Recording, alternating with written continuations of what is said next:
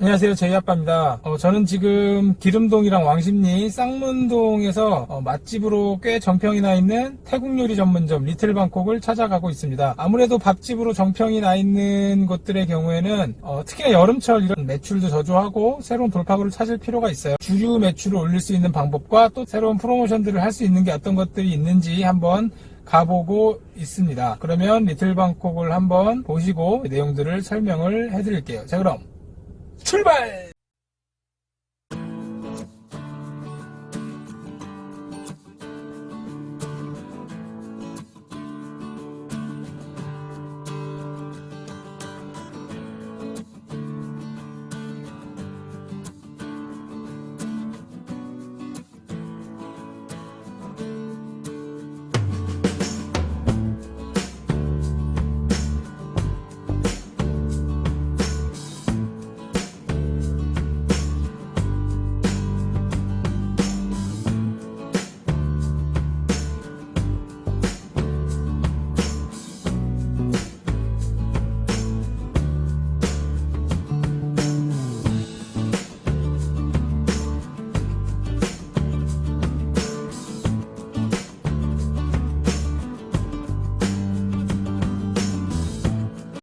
리틀방콕이라는 매장은 이미 5개 정도의 매장이 운영되고 있는 프랜차이즈고 기름동이나 왕십리 일대에서도 맛집으로 어느 정도 소문이 나 있는 매장이라서 뭘 굳이 딱히 리브랜딩을 하거나 다시 바꿀 거는 없었는데 조금 더 틈새에 뭘 더 잘할 수 있을까를 대표님이랑 직원분들이랑 고민을 해서 진행을 했습니다. 요리를 파는 집이다 보니까 기본적으로 손이 많이 갑니다. 그리고 어느 정도 숙련된 셰프들이 주방에서 일을 하다 보니까 기술이 좀 필요하기도 하고 음식을 나오는데 조금의 시간이 걸리기도 해요. 그러다 보니 새로운 메뉴들을 추가하거나 새로운 프로모션을 진행하기에 조금 어려운 점이 없잖아 있는 매장이었어요. 하지만 프랜차이즈 사업을 하기 위해서는 작업을 간소화하고 시스템화할 필요가 있습니다. 보통 이렇게 집으로 소문난 집들이 프랜차이즈로 크게 성공을 못하는 경우들이 있는데, 왜냐면 기본적으로 레시피가 어느 정도 어렵기 때문이고 요리 실력이 필요하기 때문이에요. 그래서 첫 번째는 주방에서 하는 일을, 작업 동선을 간소화하자가 포인트였습니다. 이 작업 동선을 줄인다고 해서 인건비의 절감 효과도 물론 있지만 가장 중요한 건 새로운 것들을 시도할 수 있다는 게 중요해요. 히트하는 정말 잘 팔리는 신메뉴들은 이게 얼마나 잘 기획되어져 있고 얼마나 맛이 있고 얼마나 코스트가 낮아야 하는지에 대한 문제도 있지만 대부분의 경우 기존에 일하는 사람들의 작업량이 신메뉴 때문에 이만큼이 늘어나면 이거는 판매되기가 굉장히 어려워요. 그러면 신메뉴를 넣어주거나 아니면 새로운 프로모션을 진행할 때 기존의 업무의 량이 늘 수도 있지만 갑자기 이것 때문에 기존에 있는 걸 다 하고 확 올라간다고 가정을 하면 이거는 팔리기가 굉장히 어렵습니다. 많은 프랜차이즈들에서 정말 좋은 메뉴를 출시하고 이게 실현이 되지 못한 이유가 바로 여기에 있습니다. 지금 리틀방콕의 작업 동선들을 조금 많이 줄여서 새로운 메뉴들을 추가하는 게 크게 무리가 없게끔 세팅을 했습니다.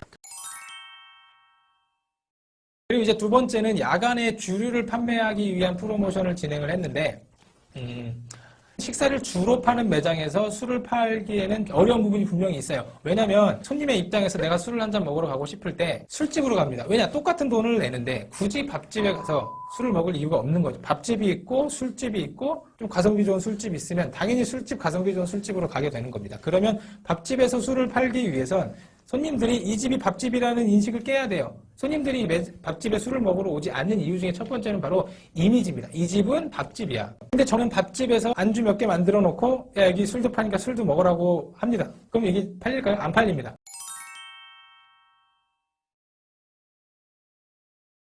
들이 밥집에 술을 먹으러 가지 않는 두 번째 이유는 바로 메뉴 때문입니다. 태국 요리를 하거나 쌀국수를 파는 집에서 우리 이제 저녁에 술을 팔아야겠다라고 하면 기존에 있는 볶음밥, 팟타이 이런 애들에다가 튀김 몇 개 갖고 세트해갖고 맥주 세트 이렇게 집어넣습니다.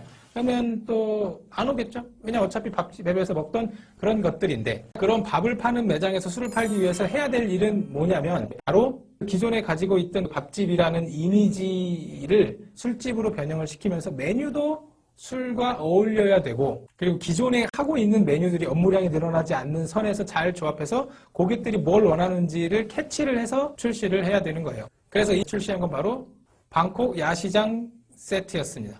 이 매장은 기본적으로 기름동의 그 걷고 싶은 거리 기름 뉴타운의 끝자락에 있는 매장이에요.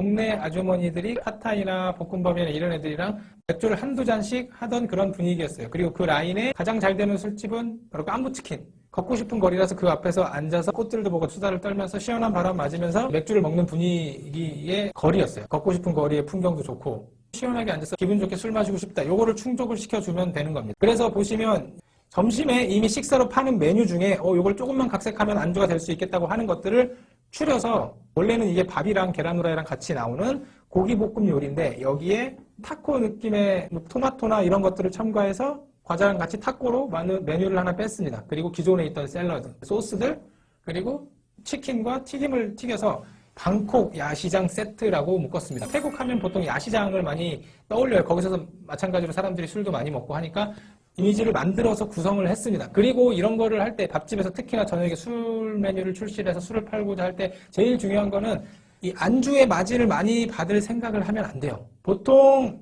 밥집에 끝나고 밥집에서 술타임으로 넘어갈 때 이때 손님이 없는 경우들이 많습니다. 이때 추가 수익을 올린다고 생각을 하고 마진 자체를 이 가격에 이 안주가 말이 되냐라는 사이즈로 푼 다음에 술을 어차피 파는 게 전제 조건이니까 이 술과 안주를 같이 통으로 마진 폭을 잡아야 돼요. 그래야 고객 입장에서 메리트를 느끼고 임팩트를 느끼고 밥집이기 때문에 조금은 술 먹으러 가기 꺼려지는 걸 이 메뉴의 가성비와 이 메뉴의 우와 대박 이런 걸로 손님을 끌어들이는 거죠. 어차피 술은 기본적으로 먹을 거니까. 아무튼 이런 식으로 저녁에 방콕 야시장 세트를 출시를 해서 지금은 뭐 그럭저럭 나가고 있는 것 같습니다.